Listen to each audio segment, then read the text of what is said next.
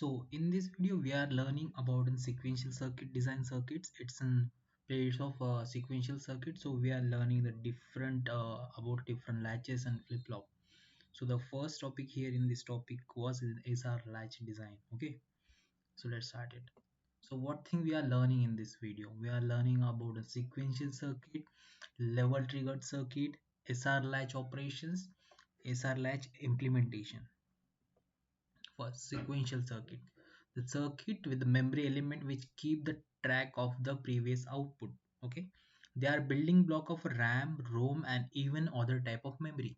So what here they are tell to us, the circuit which with the memory element which keep a track of the previous output, means a sequential circuit is a kind of circuit which contains the which generate its output by taking the consideration of this previous output. Okay, so what happened in, just like in a combination circuit, there is just an input and output. But what happened in sequential circuit are taking the feedback, just like in feedback of a previous output, and then creating the new output. Means the output was generated, after that it's in result of input and output of it. Okay, which is in previous output. Okay, it's in sequential circuit, and it's a memory element. Sequential circuit is a memory element because it store the memory, matlab it store this previous output, that is why it's known as a memory element also. Okay, okay, these are the building block of RAM, ROM, and every other type of memory, because they are storing the memories. That is why it is a building block of a RAM, ROM. The After that, the RAM, ROM, or things are built from the sequential circuits. Okay, so let's next is triggering. Okay, every sequential circuit required a triggering activation to calculate the next output. Okay, so for the working of the sequential circuit, now they required the clocks or clock pulses. There is known as a clock signal. They require the triggering. What exactly clock signal? It's just an activation signal for them. Okay, if you provide the trigger, then the circuit is on, then it started to function. Okay, so this is called as in triggering. Okay, so here are the types of triggering. Okay, reason first is level triggering, and another was an edge triggering. Okay, it is triggered by a clock signal, can be triggered at the edge or level. It is a trigger by the clock signals, means the level means triggering is we providing by the clock signals. Okay, it can be triggered as the edge or a level trigger. There are the two types of triggering. There is an edge or level trigger. We are discussing this in more detail in next slide. Okay, so here are the types of triggering. There is a totally four types of triggering. First is a position, positive level trigger, negative level trigger, positive edge triggered, and negative edge triggered. Okay, so here you see in this waveform, I will tell you what are they represented in this diagram. First, you have see here there is a positive level and here is a negative level. If the our circuit as is triggered at that level, that is known as a positive level trigger sequential circuit. If the our circuit is triggered at that zero level, it is called as a negative level trigger circuit. Okay, and just like that, if our circuit is triggered at this point, it is rising point from 0 to 1, it is called as a positive edge trigger, because it's just like an edge. Okay, and just like here, if the our sequential circuit it trigger at the this this edge, this is known as an falling edge. Okay, this is known as a negative edge trigger. Here the value is decreasing from 0 to 1. Okay, this is known as a negative edge trigger. Okay, so we are see that if there is an our circuit is trigger at that level of 1, that is a positive level trigger. If the our circuit is triggered at the 0 level, this is a negative level trigger. If the circuit is triggered at the rising point of that waveform, that is known as a positive edge trigger. If the circuit is triggered at the falling point of that falling point of that waveform, that is known as a negative edge trigger. This waveform known as a clock signal. Okay, so let's go next. So here we are learning about the SR latch. Okay, SR latch is something which can hold the data. Okay, a latch typically hold the 1 bit of data until it's updated. The set reset latch can hold 1 bit of data until the set or reset. Set means setting the output to the 1, and reset means allocating the output value as in 0. In hold condition, the value remains the same even at the trigger. So I will discuss tell you meaning of the every line. Okay, the first line say that latch is something that can hold the data. Latch is just like in something sequential circuit which can the hold the data, which holds data. Okay, which may be a 0 or 1. Latch typically hold the 1 bit data until it's updated. Means latch always holding the 1 bit of data until it's updated. It may be a 1 or 0. Okay, but it only can say only hold the 1 bit of data. Okay, and set reset latch can hold a 1 bit of data until set or reset.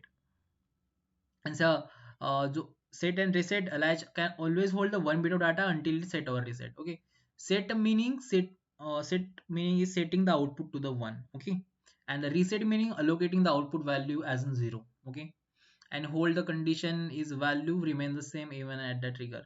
And what exactly meaning of this hold means, if that is in hold condition, the value of that value which the hold by that latch is remains to be the same at that condition is known as a hold condition. Means your value in that value is the bit was stored in this latch is remain to be the same, it never change, and in the hold condition. Okay, so here's the truth table for the SR latch. Here you can see that this is a set, it reset, and this is in queue. If the value of an it's just like an two inputs and there is one output. Okay, so the when the value of a set reset are both are zero, the condition known as an hold condition. Mean the any kind of means there is an store the data inside of this, it's remain to be the same. If the SR latch hold the 1 bit of data which is in 1, the hold at that situation when this come to be 0 0, the data will be stored at that is the 1. If the data store at that condition was previously 0 and this next condition will come to be the whole condition, the data remain to be the same. This is the 1. Okay, and in case of 0 1, it is known as a reset. Okay, when there is a value of S and R is 0 1, then it's called as in 0. Q will be the 0 and it is known as a reset. When the value of SR is 1 and 0, it's called as in set, it is a 1. Means at that condition it hold as in 0 value as in 1 bit data, and this condition it will store the 1 bit data as in 1. Okay, and this is the last condition 1 1, it's called as an invalid condition because it creates lots of problems. It is not useful for us. We will learn further about this in next one of the video, but just in skip here, just you understand this is an invalid case which create the problems. Because of that we are not considering this row. Okay, so here the logical diagram for the SR latch. Okay, so HR latch can be designed using the two NOR gates. SR latch can also be designed by using the two NAND gate. Extra enable signal can also added or attached to it. Okay, so it is in simple logical diagram of SR latch. There is an here you see here there is a set, this is a set, and this is a reset, and we are taking the feedback of this output of this. Okay, this is Q is giving the, it's acting just like an input for the second second NOR gate, and here the output of the set set gate, it's acting as an input for the reset for a reset NOR gate, like this. Let's implement this logical diagram and this truth table in a Verilog. Let's come on to the Verilog. We are implementing it in the Verilog. Okay, so here we are taking a totally new project. Click here, next, next, next. Create the file, give the name as an SR Latch, SR Latch. Okay, SR Latch 2. Okay, click here the next, next. Select here the board, click here the next, finish it, click here yes. Okay, it's started to update here. Okay,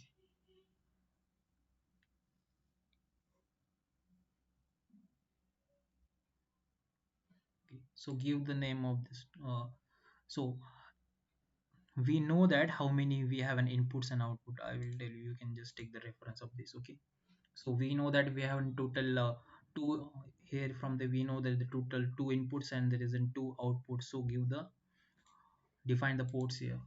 S R is just like an input port first, and Q and Q bar. here's an output for us. Okay, set as an output, click here OK, and started to update here. And if you are open the multiple file in the source uh, source window, you always have to put that as an top. Okay, click here on right and then set as in top. Okay, always, because it's just an one file is there, is by default is set as in top. Okay, click on the code, we have here the code. So we are started to writing the code. By the we are writing this code by using the gate level modeling. Okay, because it's simple for this thing, for this project. So I will tell you how I am doing this. I will just tell you that from by using the reference of this. Okay, okay. So this is our code. I will increase the, okay. So we started to write just. So we are here we are defining it like, just give here the name of gate. It is a NOR gate. Okay, so define the output. The output of the first gate is Q and input of it R and Q bar. So define as an output Q and its input is R and Q bar. Okay, Q bar. Okay, and the first gate was defined. So go on to the RTL analysis. Open here the open elaborate design. Click on schematic. Save it. Press OK.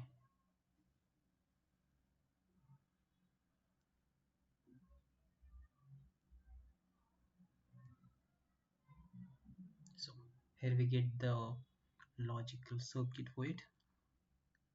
So here you see that the output of our this gate is as in acting like input of this gate, and this is the input of output of that gate is acting like an input for this gate. Okay, so here we get the Q and Q bar, and this is an R and this is an S. So to check its functionality or cross check its function, we are just simulating its simulation. Go on simulation, run behavioral simulation.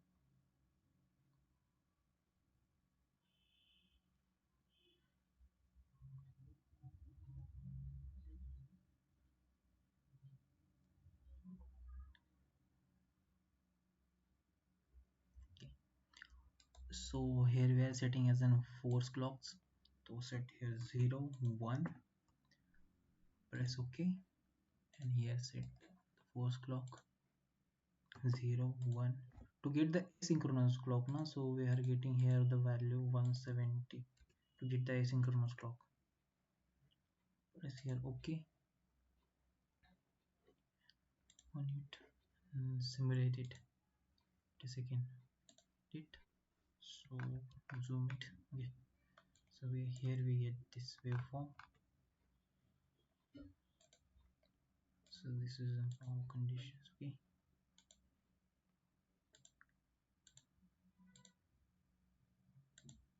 so see here, where is in 0, when it is 0 0 now, its value is of the Q bar is 1, store the input. Okay, so I want to see here from the first. Okay, go on the first waveform. Okay, start from here. So when it is 0 0, it's give the x means it store the previous values. Okay, when it's come to be the 1 0, its a Q will be the 1 and Q bar is 0. Okay, it means is the condition of set. The next condition, when the value of S is 0 and R is 1, its Q bar is 1 and Q is 0. It's a value, it's a condition of reset. Okay, and after the last condition was 1 1, it's an race around condition, it's an unvalid condition, so we neglect it. Okay, so like this the our latch is working properly. We are cross check it by using the simulation. That's it for it. Thanks for connecting with me.